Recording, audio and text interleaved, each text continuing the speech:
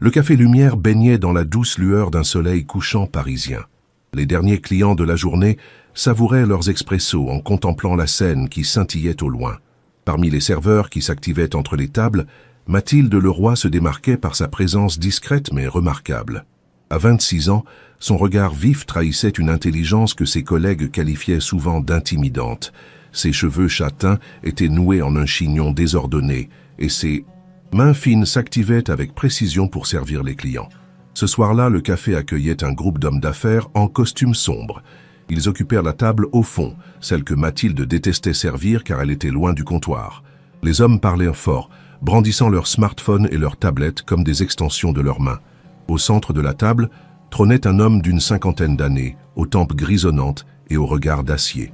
Alexandre Marchand, PDG de Quantum Technologies, l'une des entreprises les plus innovantes dans le domaine de l'intelligence artificielle. Sa réputation le précédait, brillant, impitoyable et possédant une fortune estimée à plusieurs milliards d'euros. Mathilde s'approcha de leur table, son carnet de commandes à la main. « Messieurs, puis-je vous proposer autre chose ?» demanda-t-elle avec un sourire professionnel. Tandis que les hommes commandaient divers digestifs, elle remarqua que Marchand griffonnait frénétiquement sur une serviette en papier. Des équations, des symboles mathématiques complexes qui lui étaient étrangement familiers.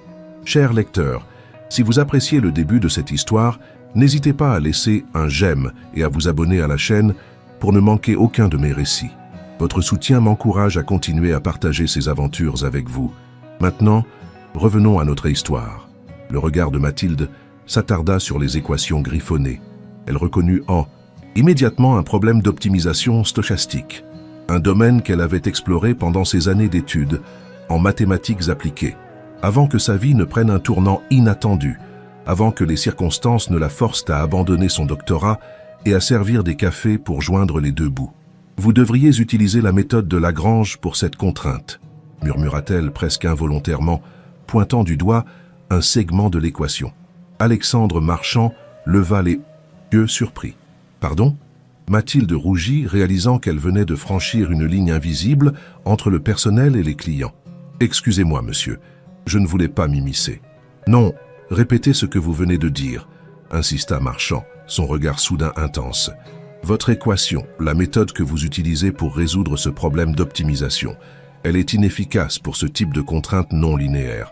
La méthode de Lagrange serait plus adaptée. » Un silence pesant s'installa autour de la table. Les collègues de Marchand échangèrent des regards amusés, certains dissimulant mal leur mépris. Qui était cette serveuse pour donner des conseils mathématiques à l'un des esprits les plus brillants du pays? « Et comment connaissez-vous la méthode de Lagrange, mademoiselle ?» demanda Marchand. « Leroy, Mathilde Leroy. J'ai étudié les mathématiques à l'école normale supérieure. » Marchand la dévisagea longuement, comme s'il essayait de résoudre une énigme. Puis, à la surprise générale, il lui tendit la serviette et un stylo. « Montrez-moi. » Mathilde hésita un instant. Le gérant du café lui lançait déjà un regard réprobateur. Elle n'était pas payée pour résoudre des équations, mais pour servir des boissons. Pourtant, quelque chose dans le regard de Marchand l'incita à prendre le risque. Elle posa son plateau et saisit le stylo. Ses doigts dansèrent sur le papier avec assurance, transformant l'équation initiale, ajoutant des multiplicateurs de Lagrange, manipulant les variables avec une aisance qui trahissait des années de pratique. En quelques minutes, elle avait non seulement reformulé le problème, mais proposé une solution élégante. « Voilà », dit-elle en rendant la serviette. « Cette approche devrait vous donner une solution plus robuste, surtout si vos données présentent une forte variance. » Marchand examina son travail en silence. Ses collègues, d'abord moqueurs, observaient maintenant la scène avec curiosité. « C'est remarquable », murmura finalement Marchand. « Cette solution est exactement ce que notre équipe de R&D cherche depuis des semaines. » Il sortit une carte de visite de sa poche et la lui tendit. « Venez me voir demain à cette adresse, à 9 heures précises. »« Monsieur, je travaille demain, » répondit Mathilde, désignant discrètement son uniforme. « Je paierai votre journée le double de ce que vous gagnez ici, triple si vous êtes ponctuel. » Les collègues de Marchand échangèrent des regards intrigués. Ce n'était pas dans les habitudes du PDG d'accorder autant d'attention à une inconnue, encore moins à une serveuse. « D'accord », acquiesça Mathilde, glissant la carte dans la poche de son tablier. Alors que le groupe quittait le café, Mathilde sentit le poids des regards sur elle. Le gérant s'approcha, visiblement contrarié. « Tu connais les règles, Mathilde? Pas de conversation personnelle avec les clients. »« Désolé, Martin, ça ne se reproduira pas. » Mais au fond d'elle-même, elle savait que quelque chose venait de changer. Une porte s'était entr'ouverte, laissant entrevoir un monde auquel elle avait renoncé. Un monde où son esprit pourrait enfin s'exprimer pleinement. Le reste de son service passa comme dans un brouillard. Elle enchaînait les gestes mécaniques, servir, débarrasser, encaisser, tout en rejouant mentalement la scène avec Marchand. Était-ce une opportunité réelle ou simplement la curiosité passagère d'un homme puissant? En rentrant dans son petit studio du 18e arrondissement, Mathilde déposa la carte de visite sur sa table de nuit. « Quantum Technologies » murmura-t-elle, tandis que ses doigts caressaient le papier épais aux lettres dorées. Elle s'allongea sur son lit, fixant le plafond écaillé. Le nom de l'entreprise résonnait comme une promesse, comme un écho d'une vie qu'elle avait crue inaccessible. Cette nuit-là, pour la première fois depuis longtemps, elle s'endormit avec un sentiment d'anticipation plutôt que de résignation. Le lendemain matin, Mathilde se tenait devant l'imposant bâtiment de verre et d'acier qui abritait le siège de Quantum Technologies. Situé dans le quartier de la Défense, l'édifice semblait défier les lois de la physique, ses lignes audacieuses se découpant sur le ciel parisien. Elle avait mis sa tenue la plus professionnelle, un tailleur noir acheté en solde 2 ans auparavant pour des entretiens d'embauche qui n'avaient jamais abouti. À l'accueil, une réceptionniste au sourire calibré l'accueillit. « Bonjour, puis-je vous aider? J'ai rendez-vous avec Monsieur Marchand, Mathilde Leroy. » La réceptionniste consulta son écran, puis leva un sourcil surpris. « En effet, veuillez patienter. Quelqu'un va venir vous chercher. » Quelques minutes plus tard, une femme d'une 40aine d'années, vêtue d'un tailleur impeccable, se présenta. « Mademoiselle Leroy, je suis Camille Durand, directrice des ressources humaines. Veuillez me suivre. » Mathilde suivit Camille à travers un dédale de couloirs aux murs blancs, ornés d'œuvres d'art contemporain. Des employés en tenue décontractée mais élégante travaillaient dans des espaces ouverts, baignés de lumière naturelle. L'atmosphère vibrait d'une énergie créative que Mathilde n'avait jamais ressentie ailleurs. « Monsieur Marchand m'a informé de votre rencontre inhabituelle, » dit Camille, tandis qu'elle montait dans un ascenseur privé. « Il a été très impressionné par vos compétences mathématiques. C'était juste une équation assez standard pour quelqu'un qui a étudié ce domaine, » répondit modestement Mathilde. Camille lui jeta un regard indéchiffrable. « Rien n'est standard avec Alexandre Marchand, mademoiselle Leroy. Il ne s'intéresse pas aux personnes ordinaires. » L'ascenseur s'arrêta au dernier étage. Elles traversèrent un espace ouvert où plusieurs assistants s'activaient devant des écrans. Puis Camille frappa à une porte en bois sombre. « Entrez !» lança une voix autoritaire. Le bureau d'Alexandre Marchand était à l'image de l'homme. Imposant, minimaliste et résolument tourné vers l'avenir. Une baie vitrée offrait une vue panoramique sur Paris. Sur les murs, au lieu des diplômes ou récompenses attendues, s'étalèrent des équations écrites à la main, encadrées comme des œuvres d'art. « Ah, Mathilde Leroy ?» dit-il en se levant. « Ponctuel, j'apprécie cette qualité. » Il lui fit signe de s'asseoir face à lui. Camille resta debout près de la porte, comme une sentinelle. « Avant tout, je dois vous demander, pourquoi une femme, capable de résoudre des équations de ce niveau, travaille-t-elle comme serveuse ?» La question directe et sans préambule désarçonna Mathilde. Elle hésita, pesant ses mots. « La vie ne suit pas toujours une trajectoire linéaire, monsieur Marchand. J'ai dû interrompre mon doctorat pour des raisons personnelles. Le café était censé être temporaire, mais la vie a cette façon de transformer le temporaire en permanent, » compléta Marchand. « Je comprends. Maintenant, j'aimerais vérifier si votre performance d'hier soir n'était pas juste un coup de chance. » Il fit glisser vers elle une tablette sur laquelle s'affichait un problème mathématique bien plus complexe que celui de la veille. « Vous avez 1 heure, » annonça-t-il avant de se tourner vers Camille. « Assurez-vous qu'elle dispose de tout ce dont elle a besoin. » Sur ces mots, il quitta le bureau, laissant Mathilde seule avec la directrice des ressources humaines et un problème qui aurait fait transpirer même les chercheurs les plus aguerris. Mathilde examina l'équation. Il s'agissait d'un problème d'optimisation multivariable avec des contraintes stochastiques. Exactement le sujet de sa thèse inachevée. Une vague de nostalgie la submergea, suivie d'un sentiment grisant qu'elle n'avait pas ressenti depuis longtemps. Le défi intellectuel. Camille, lui, fournit un stylet et plusieurs feuilles numériques. « Prenez votre temps. dit-elle avant de s'installer dans un coin du bureau, l'observant discrètement. Mathilde se plongea dans le problème, oubliant presque où elle se trouvait. Ses mains tremblaient légèrement au début, puis se stabilisèrent à mesure qu'elle retrouvait ses réflexes. Les symboles mathématiques dansaient devant ses yeux, formant des motifs, révélant des connexions invisibles aux profanes. Elle explorait des pistes, revenait sur ses pas, tentait des approches différentes. À un moment, elle leva les yeux et remarqua que Camille la regardait avec une expression mêlant curiosité et respect. « Puis-je avoir accès à un logiciel de calcul symbolique ?» demanda Mathilde. Camille parut surprise. « Bien sûr. » Elle lui donna accès à un terminal avancé. Mathilde se remit au travail, alternant entre calculs manuels et vérifications informatiques. Le temps s'écoulait, mais elle était dans cet état de concentration intense que les psychologues appellent « flow », cette zone où le défi et la compétence s'équilibrent parfaitement, où le temps perd sa substance. Exactement 58 minutes après avoir commencé, elle posa le stylet. « J'ai terminé. » À cet instant, comme s'il avait été informé par quelque signal invisible, Marchand réapparut dans le bureau. Alors, Mathilde lui présenta sa solution, expliquant sa démarche avec clarté et précision. Elle avait non seulement résolu le problème initial, mais avait également identifié une classe entière de problèmes similaires pour lesquels sa méthode fonctionnerait. Marchand écouta attentivement, hochant parfois la tête.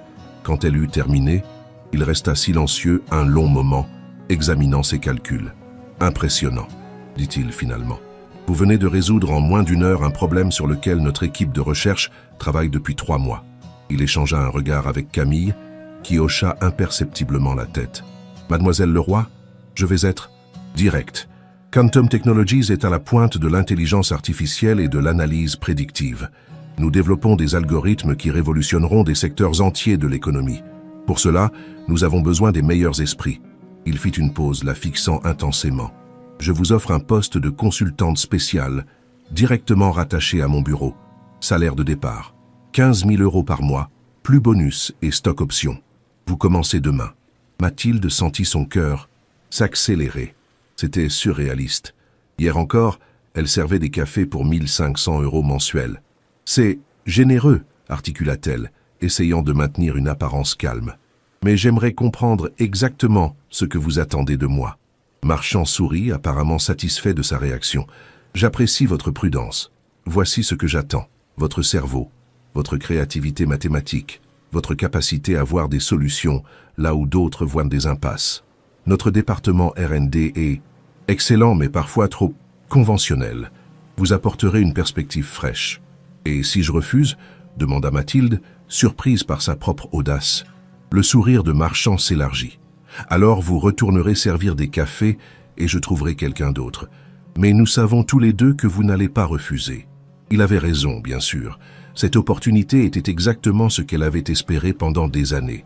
Pourtant, quelque chose dans l'assurance de Marchand, dans sa certitude qu'elle accepterait sans hésiter, éveillait en elle un sentiment de méfiance. « J'accepte, » dit-elle finalement. « Mais j'aimerais un contrat détaillant précisément mes responsabilités et obligations. » Naturellement, acquiesça Marchand. Camille s'en occupera. Y a-t-il autre chose? Mathilde réfléchit un instant. Oui, j'aimerais avoir accès à toutes les recherches actuelles de Quantum Technologies dans le domaine de l'optimisation stochastique, pour comprendre le contexte de mon travail. Marchand et Camille échangèrent un nouveau regard, plus long cette fois. Accordé, dit finalement Marchand, avec les restrictions de confidentialité habituelles, bien entendu. Bienvenue chez Quantum Technologies, mademoiselle Leroy. Il lui tendit la main qu'elle serra avec fermeté. À cet instant précis, Mathilde ignorait encore à quel point sa vie venait de basculer et quels secrets se cachaient derrière les équations qu'elle venait de résoudre. Le lendemain matin, Mathilde franchit les portes de Quantum Technologies avec un mélange d'excitation et d'appréhension. La réceptionniste, qui l'avait accueillie avec une politesse distante la veille, lui sourit aujourd'hui avec déférence. « Bonjour, mademoiselle Leroy. Madame Durand vous attend au 12e étage. » On lui remit un badge d'accès et un smartphone dernier cri. « Tous les employés de niveau 3 et supérieur en reçoivent un, » expliqua la réceptionniste. « Il est configuré avec vos accès sécurisés et l'application interne de l'entreprise. Niveau 3. » Mathilde se demanda combien de niveaux existaient et ce que cela signifiait exactement. Son contrat, qu'elle avait minutieusement étudié la veille, mentionnait bien un niveau d'accréditation 3, mais sans plus de détails. Camille l'attendait devant l'ascenseur, toujours aussi impeccable. « Bonjour Mathilde, prête pour votre premier jour ?» Aussi prête qu'on peut l'être quand on passe du service en salle à la consultation pour une multinationale, répondit Mathilde avec un sourire nerveux. Camille lui adressa un regard appréciateur. « J'aime votre franchise. Venez, je vais vous montrer votre espace de travail. » Elles montèrent au 12e étage, un niveau visiblement plus exclusif que les espaces ouverts qu'elle avait aperçus la veille. Ici, des bureaux individuels s'alignaient le long d'un couloir aux murs de verre dépoli. Chaque porte était ornée d'une plaque discrète indiquant le nom et la fonction de son occupant. « Voici », annonça Camille en s'arrêtant devant l'une d'elles. « Votre bureau. » La plaque indiquait déjà « Mathilde Leroy, consultante spéciale ». Le bureau était spacieux et lumineux, avec une vue spectaculaire sur la défense. Un poste de travail ultramoderne occupait une partie de l'espace, tandis qu'un tableau blanc électronique couvrait tout un mur. Dans un coin, un petit salon avec canapé et fauteuil créait une ambiance plus détendue. « C'est impressionnant », murmura Mathilde. « Nous prenons soin de nos talents », répondit simplement Camille. « Votre ordinateur est configuré avec tous les logiciels dont vous pourriez avoir besoin. Si vous avez des demandes spécifiques, n'hésitez pas à les soumettre via l'application interne. » Elle lui tendit une tablette. « Voici les dossiers sur lesquels Alexandre souhaite que vous travailliez en priorité. Prenez le temps de vous familiariser avec eux. Une réunion est prévue demain à 10 h avec l'équipe R&D pour discuter de vos premières impressions. » Mathilde prit la tablette intriguée. « Pas de période d'adaptation ? Alexandre n'est pas connu pour sa patience, » répondit Camille avec un sourire énigmatique. « Il estime que si vous avez pu résoudre cette équation hier, vous pouvez commencer à contribuer immédiatement. » Sur ces mots, elle laissa Mathilde seule dans son nouveau royaume. Dès que la porte se referma, Mathilde s'assit et alluma l'ordinateur. L'écran s'illumina, demandant une authentification biométrique. Elle posa son pouce sur le capteur et l'accès lui fut immédiatement accordé. Le système était intuitif mais complexe, avec des niveaux de sécurité qu'elle n'avait jamais rencontrés auparavant. Sur la tablette, 3 dossiers attendaient son attention. Projet Cassiopée, algorithme NEO et optimisation quantique phase 2. Elle ouvrit le premier dossier et commença à lire. Le projet Cassiopée était un ambitieux programme d'intelligence artificielle prédictive, conçu pour anticiper les fluctuations des marchés financiers avec une précision inédite. Les mathématiques sous-jacentes étaient élégantes, mais présentèrent des failles que Mathilde identifia rapidement. Le deuxième dossier, l'algorithme NEO, concernait un système de reconnaissance de patterns dans des ensembles de données massives, Big Data à l'échelle mondiale. Là encore, l'approche était innovante mais perfectible. Le troisième dossier, optimisation quantique phase 2, était le plus complexe et le plus fascinant. Il s'agissait d'adapter les algorithmes classiques d'optimisation aux spécificités de l'informatique quantique, un domaine encore largement expérimental. Mathilde se plongea dans les documents, prenant des notes, griffonnant des équations sur le tableau électronique, testant des hypothèses sur le puissant système informatique mis à sa disposition. Les heures passèrent sans qu'elle s'en aperçoive. Un léger coup à la porte la tira de sa concentration. Un jeune homme aux traits asiatiques passa la tête dans l'entrebâillement. « Excusez-moi de vous déranger. Je suis Hiro Tanaka du département R&D. Je passais juste me présenter puisque nous allons travailler ensemble. »« Enchanté », répondit Mathilde en se levant pour lui serrer la main. « J'étais justement en train d'étudier vos travaux sur l'algorithme NEO. C'est remarquable. » Le visage d'Hiro s'éclaira. « Vraiment ? La plupart des nouveaux consultants mettent des semaines à comprendre ce projet. J'ai toujours eu une facilité pour les structures mathématiques, » dit-elle modestement. « D'ailleurs, j'ai quelques questions sur votre approche de la dimension fractale dans l'analyse des données temporelles. »« Avec plaisir, » répondit Hiro, visiblement enthousiaste. « Mais peut-être pas maintenant. Il est presque 20 h et la plupart des gens sont déjà partis. » Mathilde jeta un coup d'œil à l'horloge numérique sur son bureau et réalisa avec stupeur qu'elle avait travaillé plus de 10 heures sans interruption. « Je n'avais pas vu le temps passer, » admit-elle. « Classique pour le premier jour, » sourit Hiro. « Surtout quand on travaille directement pour Marchand. Mais un conseil, gardez un équilibre. Quantum peut devenir envahissant. » Il y avait quelque chose dans sa voix une mise en garde subtile qui intrigua Mathilde. « Merci du conseil. Je suppose que nous nous verrons demain à la réunion. »« Exactement. Reposez-vous bien, Mathilde. Les journées sont intenses ici. » Après le départ d'Hiro, Mathilde rassembla ses affaires, encore étourdie par cette première journée surréaliste. En sortant du bâtiment, elle fut surprise de voir Alexandre Marchand qui montait dans sa voiture, une Tesla Model S. Il l'aperçut et lui fit signe d'approcher. « Première impression ?» demanda-t-il sans préambule. « Vos projets sont ambitieux et brillamment conçus, » répondit-elle honnêtement. « Mais il y a des optimisations possibles, surtout dans le projet Cassiopée. » Marchand hocha la tête, apparemment satisfait. « Développez ces idées pour demain. Je serai à la réunion. »« Vous assistez personnellement aux réunions R&D » s'étonna Mathilde. « Uniquement à celles qui m'intéressent, » répliqua-t-il avec un sourire énigmatique. « Besoin d'un transport ? Non, merci, je préfère le métro. Comme vous voulez. À demain, Mathilde. » La voiture démarra silencieusement et disparut dans la circulation. Sur le chemin du retour, bercée par les mouvements du métro, Mathilde tenta d'assimiler tout ce qui s'était passé. En l'espace de 48 heures, sa vie avait pris un tournant inimaginable. La veille encore, elle servait des expressos. Aujourd'hui, elle travaillait sur des algorithmes qui pourraient révolutionner la finance mondiale. En arrivant chez elle, elle trouva sur son palier un colis. À l'intérieur, 3 tailleurs sur mesure, chacun accompagné d'une paire de chaussures assorties. Une note manuscrite disait simplement « Pour être à la hauteur de votre intelligence. C.D.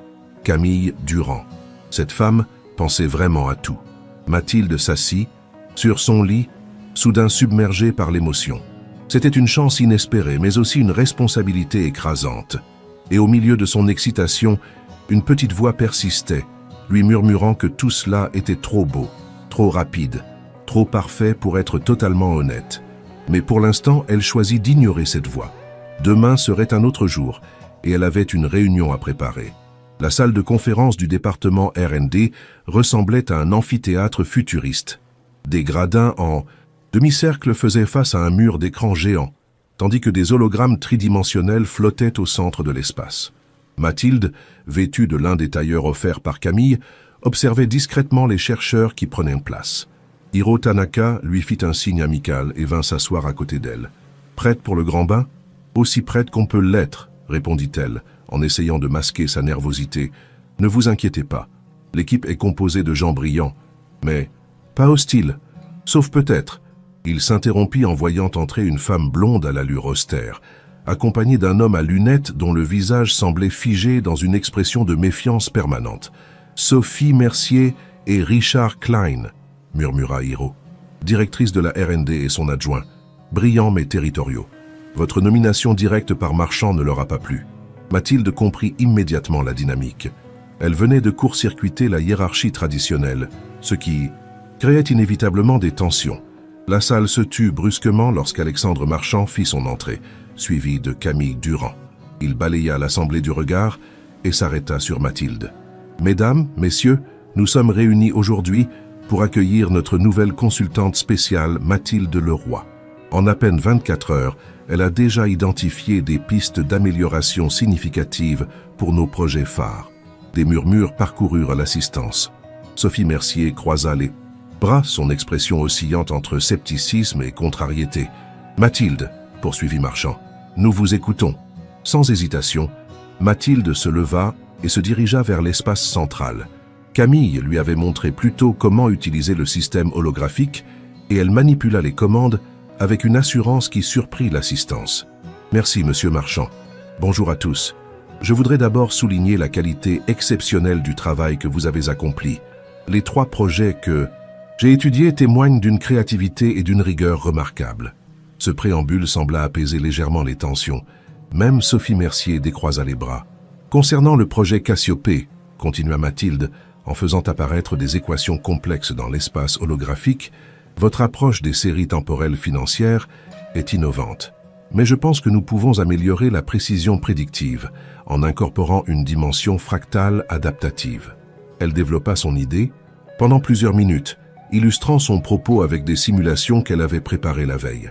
L'audience, d'abord réservée, se montra progressivement plus attentive, certains chercheurs prenant frénétiquement des notes. « Pour l'algorithme Néo », poursuivit-elle en changeant l'affichage, le principal défi réside dans l'optimisation des ressources computationnelles face à l'explosion des données.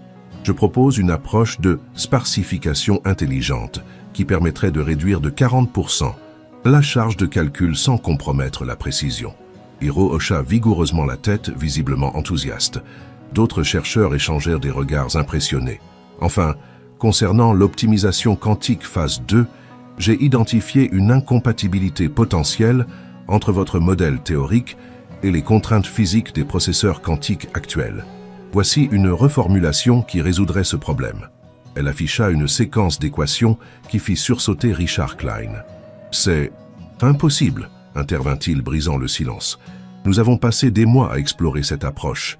Elle ne fonctionne pas avec les architectures quantiques existantes. »« Avec tout le respect que je vous dois, monsieur Klein, » répondit calmement Mathilde. « Votre hypothèse de départ sur la décohérence quantique était trop restrictive. En élargissant le cadre mathématique, elle manipula à nouveau l'hologramme, développant une démonstration élégante qui laissa Klein sans voix.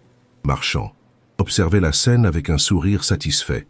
Sophie Mercier, quant à elle, semblait partager entre l'agacement d'être mise à l'écart et l'admiration professionnelle pour la clarté de l'analyse. « Des questions ?» demanda finalement Mathilde. Une forêt de mains se leva. Pendant près d'une heure, elle répondit aux interrogations des chercheurs, débattant avec eux des implications de ses propositions, admettant ses incertitudes quand nécessaire, mais défendant ses idées avec assurance. À la fin de la séance, même les plus sceptiques semblaient convaincus.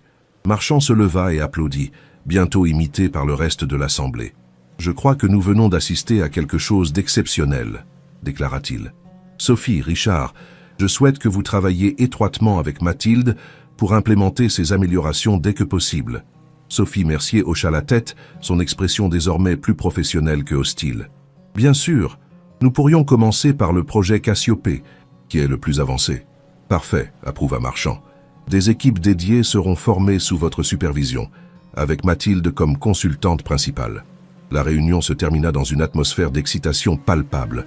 Les chercheurs se pressaient autour de Mathilde, désireux de poursuivre la discussion, de partager leurs idées, de collaborer avec cette nouvelle venue qui avait manifestement beaucoup à apporter. Hiro parvint à l'extraire de ce cercle enthousiaste. « Impressionnant », murmura-t-il. « Vous venez de gagner le respect de l'équipe la plus exigeante de Paris. »« Pas de tous », nuança Mathilde, observant Sophie Mercier et Richard Klein qui s'entretenaient à voix basse dans un coin de la salle. « Ils s'y feront », assura Hiro. « Sophie est compétitive mais professionnelle.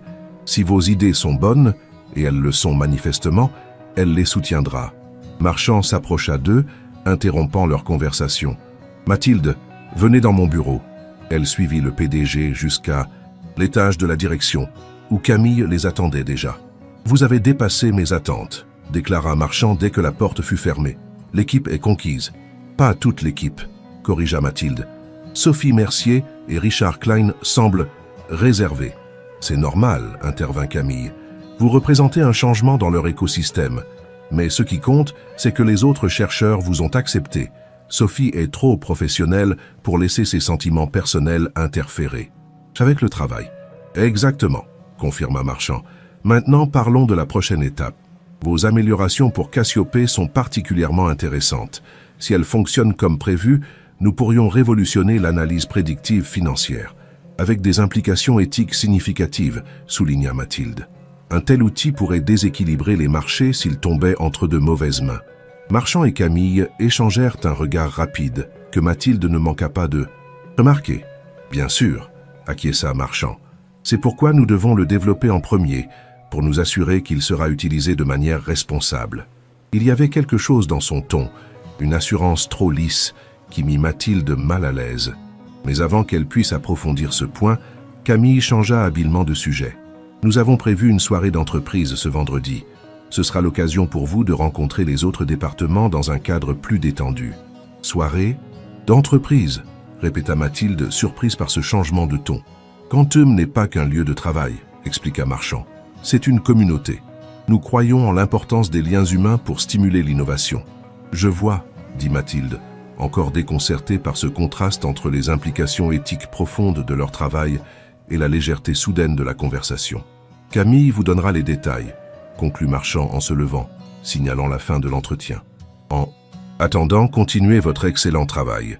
De retour dans son bureau, Mathilde fut accueillie par Hiro qui l'attendait avec 2 cafés. « Je me suis dit que vous auriez besoin de caféine après cette performance, » dit-il en lui tendant une tasse. « Merci, » sourit-elle reconnaissante. « Comment avez-vous su que je prendrais un café noir sans sucre ?»« J'ai observé, » répondit-il simplement. « C'est mon métier de remarquer les détails. » Ils s'installèrent dans le petit salon de son bureau. « Alors, comment trouvez-vous Quantum Technologies après ces premiers jours ?»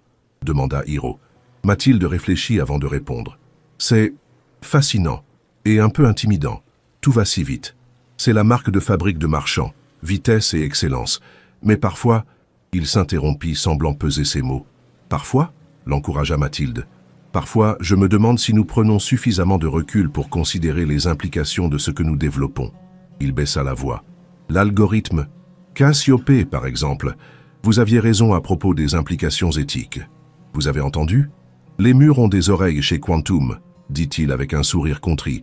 Mais je ne suis pas le seul à m'interroger. Sophie aussi, malgré les apparences. Cette révélation surprit Mathilde. Sophie Mercier s'inquiète des implications éthiques, plus que vous ne le pensez. Elle a eu des désaccords avec Marchand à ce sujet. C'est une des raisons pour lesquelles votre arrivée l'a contrariée. Elle craint que vous soyez juste un outil pour accélérer des projets dont les conséquences n'ont pas été suffisamment évaluées. Mathilde médita ces informations, sa méfiance initiale ressurgissant. « Pourquoi me dites-vous tout cela ?» Hiro la regarda droit dans les yeux. « Parce que vous êtes brillante et que vous semblez avoir une conscience. 2 qualités rares et précieuses ici. » Il se leva, comme mal à l'aise d'en avoir trop dit. « Je devrais y aller. N'hésitez pas à me contacter si vous avez des questions sur n'importe quel sujet. » Après son départ, Mathilde resta longtemps immobile, son café refroidissant dans sa main. Les paroles d'Hiro résonnaient dans son esprit, semant des graines de doute. Qu'avait-elle vraiment accepté en rejoignant Quantum Technologies? Et quel rôle Alexandre Marchand avait-il prévu pour elle dans ses plans? Pour la première fois, l'excitation de sa nouvelle position fut éclipsée par une inquiétude grandissante. Elle ouvrit à nouveau les dossiers des projets, les examinant cette fois-ci sous un angle différent, cherchant non plus seulement l'élégance mathématique, mais aussi les potentielles zones d'ombre éthique. La soirée d'entreprise se tenait dans un loft industriel reconverti du 13e arrondissement. L'espace était décoré avec un mélange d'élégance minimaliste et de haute technologie. Écrans interactifs, projections holographiques et installations artistiques numériques. Mathilde, vêtue d'une robe noire simple mais élégante, observait la foule des employés de Quantum Technologies qui se mêlaient dans une ambiance détendue mais sophistiquée. « Première impression ?» demanda une voix derrière elle. Elle se retourna pour découvrir Sophie Mercier, un verre de champagne à la main. La directrice de la R&D avait troqué son tailleur strict pour une robe bleu nuit qui adoucissait considérablement son apparence. « C'est différent de mes précédentes soirées d'entreprise », répondit Mathilde avec un sourire. « Au café, nous avions droit à une pizza et un verre de vin de table après le service. » Sophie émit un petit rire. « Marchand ne fait rien à moitié. Ces événements sont aussi des vitrines pour impressionner les investisseurs et les partenaires potentiels. » Elle désigna d'un geste discret un groupe d'hommes en costume sombre. Le conseil d'administration au complet. Mathilde observa le groupe avec intérêt. Je ne les imaginais pas si jeunes. Marchand s'est entouré de personnes qui partagent sa vision et son ambition, expliqua Sophie. La moyenne d'âge du conseil est de 42 ans, pratiquement des adolescents dans le monde de la haute finance. Il y avait une pointe d'ironie dans sa voix que Mathilde ne manqua pas de remarquer. Vous n'approuvez pas. Sophie la considéra un instant, comme si elle évaluait sa fiabilité. Disons que j'ai une vision plus traditionnelle de la gouvernance d'entreprise. L'expérience a ses vertus. Avant que Mathilde puisse approfondir cette conversation prometteuse, Hiro les rejoignit, accompagné d'une jeune femme à la peau sombre et aux cheveux tressés. Mathilde, je vous présente Amara Diallo, notre experte en éthique de l'IA. Enchantée, dit Amara en serrant la main de Mathilde. J'ai entendu parler de vos idées sur l'algorithme Cassiopée. Impressionnant. Merci, répondit Mathilde. Justement, je me posais des questions sur les implications éthiques de ce projet. Commençons évaluer les innovations chez Quantum. Un bref silence s'installa. Sophie et Hiro échangèrent un regard que Mathilde ne sut interpréter. Théoriquement, commença Amara, choisissant visiblement ses mots avec soin, Chaque projet majeur passe par mon département pour une évaluation des risques éthiques et sociétaux. Nous produisons des rapports, formulons des recommandations. Théoriquement, releva Mathilde. En pratique, intervint Sophie à voix basse, les délais sont souvent compressés et certaines recommandations du département d'Amara sont parfois mises en attente. Par Marchand, précisa Hiro, vérifiant que personne ne les écoutait. Amara semblait mal à l'aise. Ce n'est pas si simple. L'innovation et l'éthique sont parfois en tension. Trouver le bon équilibre est complexe, surtout quand les enjeux financiers sont colossaux, ajouta Sophie. Mathilde commençait à entrevoir les dynamiques internes de Quantum Technologies. Derrière la façade brillante et l'excellence technologique se jouaient des luttes de pouvoir et des dilemmes éthiques. Cassiopée a été soumis à votre évaluation, demanda-t-elle directement à Amara. Une version préliminaire, oui. J'ai soulevé des inquiétudes concernant les déséquilibres potentiels sur les marchés financiers et les risques d'utilisation abusive. Mon rapport recommandait des garde-fous supplémentaires et une période d'essai limitée avant déploiement complet. Et mes recommandations ont été notées, répondit Amara avec un sourire contraint. Marchand a promis de les considérer avant le lancement. Sophie émit un son sceptique. Considérer n'est pas implémenté. Leur conversation fut interrompue par l'arrivée de Camille Durand, rayonnante dans une robe rouge, qui contrastait avec son habituelle sobriété professionnelle. « Je vois que vous faites connaissance avec notre équipe éthique », dit-elle à Mathilde, avec un sourire qui n'atteignait pas ses yeux. « Amara fait un travail remarquable pour nous garder sur le droit chemin, n'est-ce pas ? Nous discutions justement de Cassiopée, répondit Mathilde, observant attentivement la réaction de Camille. « Un projet passionnant », acquiesça Camille. « D'ailleurs, Alexandre souhaiterait vous présenter à quelques membres du conseil d'administration. Ils sont très intéressés par vos contributions. » Mathilde comprit le message. La conversation sur l'éthique était terminée. Elle suivit Camille à travers la salle, remarquant au passage comment Hiro, Sophie et Amara se regroupèrent immédiatement après son départ, leurs expressions soudain plus graves. Alexandre Marchand l'accueillit chaleureusement. « Ah, Mathilde, justement, je parlais de vous. » Il se tourna vers un homme d'une quarantaine d'années à l'allure athlétique. « Voici Victor Delacroix, notre directeur financier et membre du conseil. »« Mademoiselle Leroy » la salua Delacroix en lui serrant la main. « Alexandre ne tarit pas d'éloges à votre sujet. Il paraît que vous avez révolutionné notre approche de l'algorithme Cassiopée. J'ai simplement proposé quelques optimisations, » répondit modestement Mathilde. « Qui pourrait augmenter la précision prédictive de 23%, précisa Marchand. Victor est particulièrement intéressé par les applications financières de nos technologies. Naturellement, sourit Delacroix. Dans mon métier, la prédiction est l'équivalent du Saint Graal. Imaginez pouvoir anticiper les mouvements des marchés avec une fiabilité de 85%. Avec les risques que cela comporte, ajouta Mathilde, incapable de se retenir. Un silence momentané s'installa. Delacroix la dévisagea avec un intérêt renouvelé. Bien sûr, acquiesça-t-il finalement. Tout outil puissant comporte des risques. C'est pourquoi nous avons besoin de personnes comme vous, capables non seulement de créer ces outils, mais aussi d'en comprendre les implications. Marchand observait cet échange avec une attention particulière. Mathilde a une sensibilité éthique remarquable, dit-il. Une qualité que nous valorisons chez Quantum Technology. Il y avait une dissonance évidente entre ses paroles et les révélations qu'Amara venait de faire. Mais Mathilde garda cette réflexion pour elle. « Si vous me permettez, » intervint Camille. « Alexandre, le ministre est arrivé. »« Ah, excellent !» Marchand se tourna vers Mathilde. « Continuez à profiter de la soirée.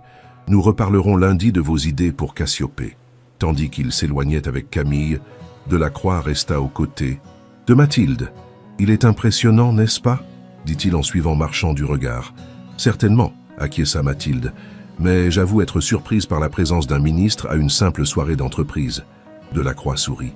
Quantum n'est pas une simple entreprise, mademoiselle Leroy. Nous développons des technologies qui peuvent transformer des industries entières, voire des nations. Cela attire naturellement l'attention du pouvoir. Il y avait quelque chose dans sa façon de parler, un mélange d'arrogance et de conviction profonde qui mit Mathilde mal à l'aise. Et vous êtes au cœur de tout cela maintenant, poursuivit-il. La protégée d'Alexandre Marchand, un rôle enviable et exigeant. Je ne suis pas sa protégée, corrigea Mathilde. Je suis une consultante engagée pour mes compétences mathématiques. Bien sûr, acquiesça Delacroix, avec un sourire qui suggérait qu'il n'en croyait rien. Quoi qu'il en soit, j'ai hâte de voir comment vos optimisations vont transformer Cassiopée. Notre équipe financière attend avec impatience de tester le système amélioré. Sur ces mots, il la salua et se dirigea vers un autre groupe, laissant Mathilde avec un sentiment de malaise grandissant. Elle se dirigea vers le bar, espérant trouver un moment de solitude pour réfléchir à tout ce qu'elle avait appris. Mais à peine avait-elle commandé un verre qu'une voix familière l'interpella. Mathilde Leroy, la nouvelle star de Quantum. Elle se retourna pour découvrir Richard Klein, le bras droit de Sophie Mercier. Contrairement à sa supérieure, il n'avait pas adouci son apparence pour l'occasion, arborant toujours ses lunettes sévères et une expression méfiante. « Monsieur Klein », le salua-t-elle poliment, « je ne me considère pas comme une star, juste comme une nouvelle recrue qui essaie de s'intégrer. Une nouvelle recrue qui a capté l'attention de Marchand, du conseil d'administration et maintenant du gouvernement, » répliqua-t-il, son ton oscillant entre l'ironie et l'accusation. Fascinant parcours pour une serveuse de café. Mathilde se raidit. Mon passé récent ne définit pas mes capacités, monsieur Klein. Non, bien sûr, ce sont vos capacités actuelles qui m'intéressent. Il baissa la voix. Comment avez-vous résolu si rapidement les problèmes de l'algorithme quantique? Nous y travaillons depuis des mois. Parfois, un regard extérieur permet de voir ce que l'immersion prolongée obscurcit, répondit-elle calmement. Klein la dévisagea intensément. Vous savez, avant votre arrivée, Sophie et moi étions les seuls à avoir un accès complet aux 3 projets simultanément. Une décision de sécurité. Je n'ai pas demandé cet accès, se défendit Mathilde. C'est Marchand qui l'a ordonné. Précisément, acquiesça Klein. Et cela ne vous semble pas étrange? Qu'un PDG contourne ses propres protocoles de sécurité pour une inconnue? Que vous soyez soudainement au centre de tous les projets stratégiques de l'entreprise? Les questions de Klein faisaient écho aux doutes qui tourmentaient Mathilde depuis le début. Pourquoi elle? Pourquoi si vite? Qu'attendait vraiment Marchand d'elle? Que suggérez-vous exactement? Demanda-t-elle, sa voix plus tendue qu'elle ne l'aurait souhaité. Klein s'approcha, envahissant légèrement son espace personnel. Je suggère que vous vous demandiez pourquoi vous êtes vraiment ici, mademoiselle Leroy, et ce que Marchand compte faire de vos optimisations. Sur ces mots, il s'éloigna, la laissant troublée et pensive. Le reste de la soirée passa comme dans un brouillard. Mathilde socialisait mécaniquement, échangeant des banalités avec des collègues dont elle oubliait les noms aussitôt prononcés. Son esprit était ailleurs, analysant les fragments d'informations qu'elle avait recueillis, cherchant des motifs, des connexions, comme elle le ferait avec un problème mathématique complexe. Vers minuit, épuisée physiquement et mentalement, elle décida de rentrer. Alors qu'elle attendait son taxi à l'extérieur du bâtiment, une silhouette émergea de l'ombre. Mathilde, c'était Sophie Mercier, enveloppée dans un manteau sombre contre la fraîcheur nocturne. « Sophie ?» répondit Mathilde, surprise. « Vous partez aussi ?»« Ces soirées ne sont pas vraiment mon élément, » admit Sophie. « Trop de politique, trop de faux semblants. » Elle semblait peser ses mots, comme si elle voulait dire quelque chose d'important, mais hésitait. « Richard vous a parlé, n'est-ce pas ?» demanda-t-elle. Finalement, Mathilde acquiesça. « Il a des questions sur ma présence ici. »« Richard est méfiant par nature, » dit Sophie. « Mais ses inquiétudes ne sont pas totalement infondées. » Elle regarda autour d'elle, s'assurant qu'elles étaient seules, puis baissa la voix. « Cassiopée n'est pas qu'un outil prédictif, Mathilde. Avec vos améliorations, il devient un instrument de manipulation des marchés. Et Marchand le sait parfaitement. » Le cœur de Mathilde s'accéléra. « Vous suggérez qu'il veut utiliser l'algorithme pour faire exactement ce qu'Amara craignait, manipuler les marchés à son avantage. Pas directement, bien sûr. Tout serait fait via des sociétés écrans, des fonds d'investissement discrets. Mais l'effet serait le même. Comment pouvez-vous en être sûr? J'ai vu les plans, des documents que je n'étais pas censé voir. Delacroix prépare déjà la structure financière pour exploiter Cassiopée. Mathilde sentit un froid l'envahir, qui n'avait rien à voir avec la température nocturne. Pourquoi me dites-vous tout cela? Sophie la regarda droit dans les yeux. Parce que vous êtes brillante et que vous avez une conscience, 2 qualités que Marchand essaiera d'exploiter puis de neutraliser. J'ai vu ce schéma se répéter avec d'autres avant vous. Ces mots faisaient écho à ceux d'Hiro quelques jours plus tôt, renforçant l'inquiétude de Mathilde. « Qu'attendez-vous de moi ?» demanda-t-elle, sa voix à peine audible. « Pour l'instant, rien. » Continuez comme si de rien n'était. « Mais soyez vigilante, documentez tout. Et surtout, faites attention à qui vous faites confiance. Le taxi de Mathilde arriva, interrompant leur conversation. Sophie s'écarta, mais avant que Mathilde ne monte dans le véhicule, elle ajouta « Hiro, Amara et moi nous réunissons parfois pour discuter de ces questions. Si vous voulez en savoir plus, demandez à Hiro de vous y emmener. » Sur ces mots énigmatiques, elle disparut dans la nuit parisienne, laissant Mathilde avec plus de questions que de réponses. Dans le taxi qui la ramenait chez elle, Mathilde contemplait les lumières de Paris qui défilaient, symboles éphémères d'une ville qui ne dormait jamais vraiment. En l'espace d'une semaine, sa vie avait basculé du quotidien monotone d'une serveuse à l'intrigue complexe d'une entreprise technologique aux ambitions potentiellement dangereuses. Elle repensa à la serviette en papier sur laquelle elle avait résolu cette première équation, au regard perçant de Marchand, à l'offre qui semblait trop belle pour être vraie. Peut-être l'était-elle effectivement. Demain, elle commencerait à chercher des preuves, à explorer les zones d'ombre de Quantum Technologies, et surtout, à décider de quel côté elle se placerait dans cette bataille invisible qui semblait se dessiner. Car une chose était désormais certaine, elle n'était pas seulement une consultante mathématique. Elle était devenue, bien malgré elle, un pion dans un jeu dont elle commençait à peine à entrevoir les règles. Le sorti. Lundi matin, Mathilde arriva à Quantum Technologies avec un plan précis en tête. Le week-end lui avait permis de réfléchir aux révélations de Sophie et d'élaborer une stratégie. Si Marchand avait effectivement des intentions malveillantes concernant Cassiopée, elle devait en trouver des preuves concrètes. Son bureau était devenu son sanctuaire, un espace où elle pouvait travailler sans être constamment observée. Du moins, le croyait-elle. Par précaution, elle avait laissé son téléphone personnel à son appartement et n'utilisait que le smartphone fourni par l'entreprise pour les communications essentielles. La matinée fut consacrée à l'analyse approfondie de l'algorithme Cassiopée. Mathilde comprenait maintenant pourquoi ces optimisations étaient si précieuses pour Marchand. Elles permettaient non seulement de prédire les fluctuations du marché avec une précision accrue, mais aussi de créer des points de levier, des moments précis où une intervention minime pourrait provoquer des effets disproportionnés sur certains secteurs financiers. En d'autres termes, Cassiopée optimisée devenait un outil parfait pour orchestrer des manipulations de marché indétectables. Vers midi, Hiro frappa doucement à sa porte. « Déjeuner » proposa-t-il avec un sourire complice. « Volontiers » répondit Mathilde, comprenant le message implicite. Ils quittèrent le bâtiment et marchèrent jusqu'à un petit restaurant japonais situé à quelques rues de là. Une fois installé dans un coin discret, Hiro sortit de sa poche un petit appareil qu'il posa sur la table entre eux. « Brouilleur » expliqua-t-il à voix basse. « Juste au cas où, Sophie m'a dit qu'elle vous avait parlé. » Mathilde acquiesça. « Elle m'a suggéré de vous demander de m'emmener à l'une de vos réunions. Et vous êtes intéressé ? J'ai besoin de comprendre ce qui se passe vraiment chez Quantum avant de décider de mon implication. » Hiro hocha la tête, apparemment satisfait de cette réponse prudente.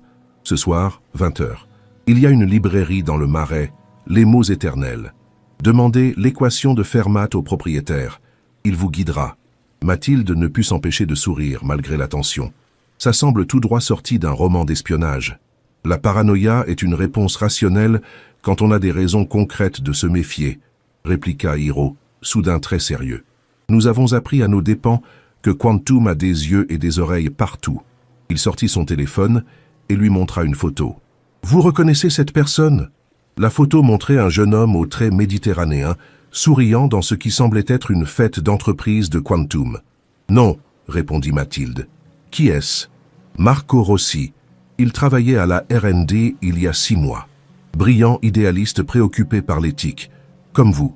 Il a commencé à poser trop de questions sur le projet Horus, l'ancêtre de Cassiopée. Que lui est-il arrivé ?»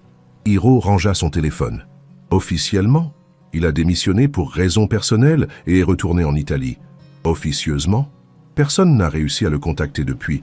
Son appartement a été vidé, ses comptes sociaux supprimés. » Un frisson parcourut l'échine de Mathilde. « Vous suggérez que Marchand l'aurait... » »« Je ne suggère rien, » coupa Hiro. « Je partage des faits. Marco n'est pas le seul à avoir démissionné dans des circonstances troublantes ces dernières années. Ils commandèrent leur repas, passant temporairement à des sujets plus légers pour ne pas éveiller les soupçons. Mais l'esprit de Mathilde tournait à plein régime, assimilant ces nouvelles informations inquiétantes. « Pourquoi Marchand m'a-t-il choisi ?» demanda-t-elle finalement. « Parmi tous les mathématiciens possibles, pourquoi une serveuse de café? Hiro la regarda longuement, avant de répondre. C'est une question que Sophie, Amara et moi nous posons depuis votre arrivée. Nous avons quelques théories, mais rien de concluant. Partagez, insista Mathilde. Première possibilité, le hasard. Vous étiez au bon endroit au bon moment avec les compétences qu'il recherchait. Peu probable, objecta Mathilde. La coïncidence serait trop grande. Deuxième possibilité, il vous suivait déjà, connaissait votre parcours académique et a orchestré cette rencontre fortuite. Cette idée était troublante mais plausible. Pourquoi moi spécifiquement? Peut-être pour votre parcours atypique, justement. Une brillante. Mathématicienne devenue serveuse et probablement plus facile à manipuler, plus reconnaissante pour l'opportunité, moins susceptible de poser des questions gênantes. Mathilde grimaça, reconnaissant la justesse de cette analyse. Et la troisième possibilité? Hiro hésita. Plus complexe et plus spéculative. Vous pourriez avoir un lien avec Quantum que vous ignorez. Un ancien professeur, un parent, quelque chose dans votre passé qui vous connecte à Marchand ou à ses projets. Cette suggestion-là fit réfléchir. Son parcours académique avait été brillant mais sans connexion évidente avec le monde de l'intelligence artificielle ou de la finance algorithmique. Quant à sa famille, son père était décédé quand elle était enfant et sa mère, professeure de littérature à la retraite, n'avait aucun lien avec ces domaines. Je ne vois pas de connexion possible, conclut-elle. Nous continuerons à chercher, assura Hiro. En attendant, méfiez-vous de Camille Durand. Elle est les yeux et les oreilles de Marchand. Je m'en doutais, acquiesça Mathilde. Elle semble omniprésente. Ils terminèrent leur repas et retournèrent à Quantum. Maintenant, une conversation professionnelle normale sur le chemin du retour. Avant de se séparer dans le hall, Hiro murmura « 20 heures, n'oubliez pas ». L'après-midi fut intense. Marchand convoqua Mathilde pour une réunion privée concernant ses avancées sur Cassiopée. Elle présenta ses travaux avec enthousiasme, mais en omettant stratégiquement certains aspects de ses découvertes, notamment les points de levier qu'elle avait identifiés. « Impressionnant », commenta Marchand après sa présentation. « Mais j'ai l'impression que vous retenez quelque chose, Mathilde. » Son regard perçant la mit mal à l'aise. Cet homme avait une capacité troublante à détecter les non-dits. « Je suis simplement prudente, » répondit-elle. « Certaines de mes hypothèses nécessitent encore des vérifications. »« La prudence est une qualité, » acquiesça Marchand. « Mais chez Quantum, nous valorisons aussi l'audace et la transparence. N'oubliez pas que nous sommes une équipe, Mathilde. Votre succès est notre succès. » Le message était clair. Il soupçonnait qu'elle dissimulait des informations et n'appréciait pas cette rétention. « Bien sûr, dit-elle avec un sourire forcé, je partagerai mes conclusions complètes dès qu'elles seront validées. »« Parfait, » conclut Marchand. « J'ai hâte de voir la version finale de vos optimisations. » Delacroix est particulièrement impatient de tester Cassiopée sur des données réelles. Cette mention de Delacroix confirma les allégations de Sophie. Le directeur financier était bien impliqué dans les applications pratiques de l'algorithme. De retour dans son bureau, Mathilde décida de prendre un risque calculé. Utilisant ses accès privilégiés, elle commença à explorer les parties du réseau de Quantum auxquelles elle n'était pas censée avoir accès. Ses compétences en informatique étaient modestes, mais elle connaissait quelques techniques de base pour contourner certaines restrictions. Elle découvrit rapidement que le projet Cassiopée avait effectivement un prédécesseur nommé Horus, comme l'avait mentionné Hiro. Les fichiers relatifs à ce projet étaient cryptés, mais elle parvint à accéder à quelques métadonnées qui confirmaient l'implication de Marco Rossi. Plus troublante encore, elle trouva des traces d'un dossier intitulé « Opportunités stratégiques » lié à Cassiopée, mais celui-ci semblait avoir été déplacé vers un serveur sécurisé auquel elle n'avait aucun moyen d'accéder. À 19h30, elle quitta Quantum, prenant soin de suivre un itinéraire indirect pour se rendre à la librairie indiquée par Hiro. Le Marais, avec ses ruelles étroites et son architecture ancienne, offrait un cadre étrangement approprié pour une rencontre clandestine. Les mots éternels était une petite librairie à l'ancienne, avec des étagères en bois sombre croulant sous les livres et un parfum de papier ancien qui flottait dans l'air. Le propriétaire, un homme âgé aux lunettes épaisses, leva à peine les yeux de son comptoir quand elle entra. « Bonsoir », dit-elle doucement. « Je cherche l'équation de Fermat. » L'homme la dévisagea par-dessus ses lunettes, puis hocha imperceptiblement la tête. « Suivez-moi », dit-il simplement. Il la conduisit à travers la librairie jusqu'à une porte dissimulée derrière une étagère pivotante. un cliché de roman policier qui, dans d'autres circonstances, l'aurait fait sourire. Derrière la porte se trouvait un escalier étroit qui descendait vers une cave aménagée en espace de réunion. Sophie, Amara et Hiro l'y attendaient, ainsi que deux autres personnes qu'elle ne connaissait pas. Un homme d'une 50aine d'années aux cheveux grisonnants et une jeune femme asiatique dont l'expression sévère contrastait avec son apparence juvénile. « Mathilde », l'accueillit Sophie en se levant. « Merci d'être venue. Laissez-moi vous présenter Robert Chen, ancien responsable de la sécurité. Informatique chez Quantum. Et Maylin, analyste de données. Ancien ?»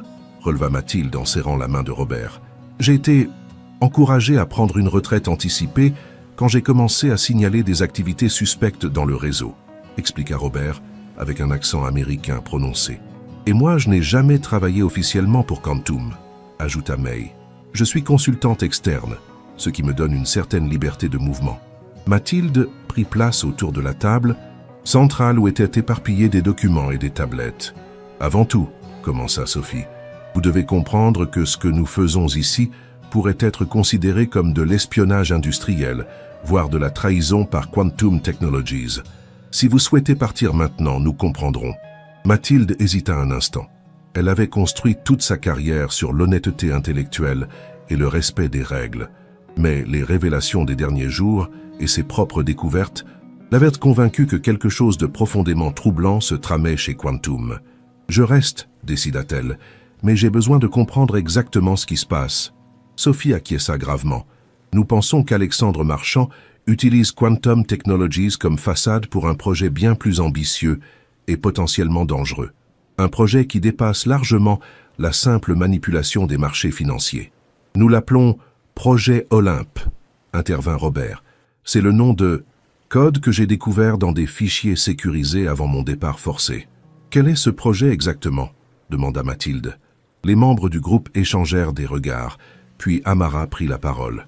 Nous n'en connaissons pas tous les détails, mais d'après les fragments d'informations que nous avons pu rassembler, il s'agirait d'un système d'intelligence artificielle avancé, conçu pour infiltrer et manipuler les infrastructures numériques mondiales. En d'autres termes, précisa Hiro, une IA capable de prendre le contrôle des systèmes financiers, énergétiques, de communication, voire gouvernementaux. Mathilde sentit un frisson la parcourir. C'est difficile à croire. La technologie actuelle ne permet pas ce niveau de contrôle. Pas encore, admit Sophie. Mais Cassiopée, Néo et l'optimisation quantique sont les trois piliers nécessaires pour y parvenir. Cassiopée pour prédire et manipuler les marchés financiers. Néo pour identifier les vulnérabilités dans les systèmes mondiaux. Et l'optimisation quantique pour exécuter des calculs qui rendraient toute défense conventionnelle obsolète. Les trois projets sur lesquels vous travaillez, souligna May. Les trois projets que Marchand vous a personnellement confiés.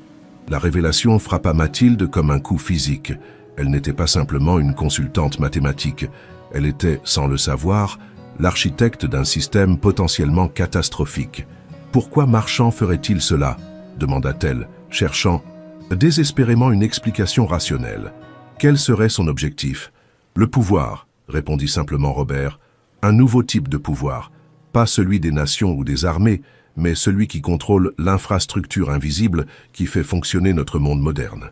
Certains membres du conseil d'administration sont au courant, ajouta Sophie. Delacroix, certainement, peut-être d'autres. Ils se voient probablement comme les architectes d'un nouvel ordre mondial. Mathilde resta silencieuse, assimilant ces informations bouleversantes. Une partie d'elle voulait rejeter ces allégations comme des théories conspirationnistes paranoïaques. Mais les pièces du puzzle s'assemblaient avec une cohérence troublante. « Avez-vous des preuves concrètes ?» demanda-t-elle finalement. « Quelque chose qui confirmerait définitivement l'existence de ce projet Olympe ?»« Des fragments, » admit Robert. « Des références cryptées dans les communications internes, des transferts de données vers, des serveurs non répertoriés, des réunions non documentées entre marchands et certains officiels gouvernementaux. » « Ce n'est pas suffisant, » constata Mathilde. « C'est pourquoi nous avons besoin de vous, » intervint Amara. « Votre position unique vous donne accès à des informations que même Sophie ne peut obtenir. Vous êtes la protégée de Marchand, sa nouvelle recrue prometteuse. »« Je ne suis pas sa protégée, » corrigea automatiquement Mathilde. « C'est ce qu'il veut que vous croyiez, » répliqua Hiro. « Mais réfléchissez. Pourquoi vous offrir un tel poste, un tel salaire, un tel accès? Il vous prépare à quelque chose de plus grand. Mathilde repensa à ses interactions avec Marchand, à son intérêt soutenu, à sa façon de la pousser toujours plus loin. Vous pensez qu'il veut que je joue un rôle central dans ce projet? Nous en sommes certains, affirma Sophie. Et c'est précisément pourquoi vous êtes si précieuse pour nous. Vous pourriez être notre meilleure chance d'exposer ces plans avant qu'ils ne deviennent réalité. May poussa vers elle une tablette. Nous avons préparé un programme spécial. Il s'active via cette application apparemment anodine et crée un canal sécurisé pour extraire des données sensibles sans déclencher les alarmes de sécurité. Vous me demandez d'espionner Quantum, constata Mathilde, sa voix trahissant son malaise. Nous vous demandons de protéger le monde d'une menace potentiellement catastrophique, corrigea Amara avec douceur mais fermeté. Mathilde examina la tablette, pesant le pour et le contre de ce choix crucial. Si ce groupe avait raison, elle pourrait empêcher un désastre mondial. Si leur crainte était infondée, elle risquait sa carrière, sa réputation, peut-être même sa liberté pour rien. J'ai besoin de temps pour réfléchir, dit-elle finalement, et de voir par moi-même s'il existe des preuves tangibles de ce projet Olympe. Sophie acquiesça, compréhensive. Nous respectons votre prudence. Prenez la tablette. Le programme ne s'activera que si vous décidez de l'utiliser. Une dernière chose, ajouta Robert. Marchand organise un voyage à son domaine privé en Provence ce week-end. Une retraite créative pour les employés clés de Quantum. Vous serez certainement invité. C'est vrai, confirma Mathilde, se rappelant l'invitation reçue le matin même. Comment le savez-vous? Nous avons nos sources, répondit évasivement Sophie. Ce que vous devez savoir, c'est que ces retraites sont souvent l'occasion pour Marchand de partager des informations sensibles avec ses collaborateurs les plus proches.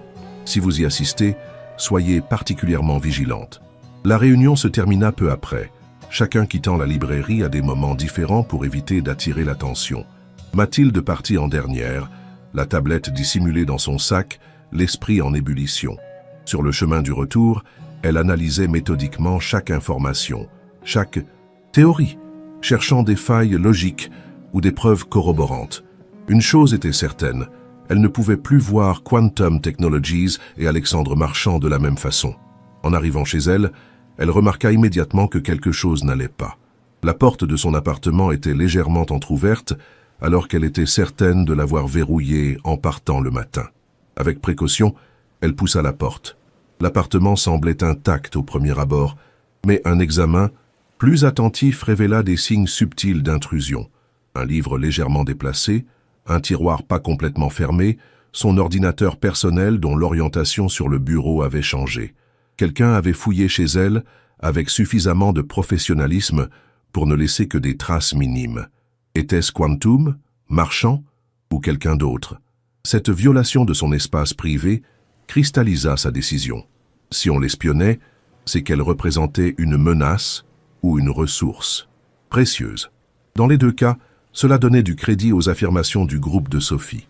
Avec une détermination nouvelle, elle sortit la tablette de son sac et activa le programme. Si Marchand jouait un jeu dangereux, elle devait découvrir la vérité. Et si ce projet Olympe existait réellement, elle ferait tout pour l'empêcher d'aboutir, même si cela signifiait trahir l'homme qui lui avait offert une seconde chance professionnelle, car certains principes valaient plus qu'une carrière brillante ou un salaire confortable. Certaines menaces exigeaient qu'on prenne position, quel qu'en soit le coût personnel. La lutte commençait maintenant et Mathilde Leroy, ancienne serveuse de café devenue consultante chez Quantum Technologies, se retrouvait au cœur d'une conspiration qui dépassait tout ce qu'elle aurait pu imaginer une semaine plus tôt. Chers lecteurs, j'espère que vous appréciez cette histoire pleine de rebondissements. Si c'est le cas, n'hésitez pas à laisser un « j'aime » et à vous abonner à la chaîne pour découvrir la suite de cette aventure. Votre soutien est précieux et m'encourage à continuer à partager ces récits avec vous. Rendez-vous bientôt pour la suite de l'Équation du destin.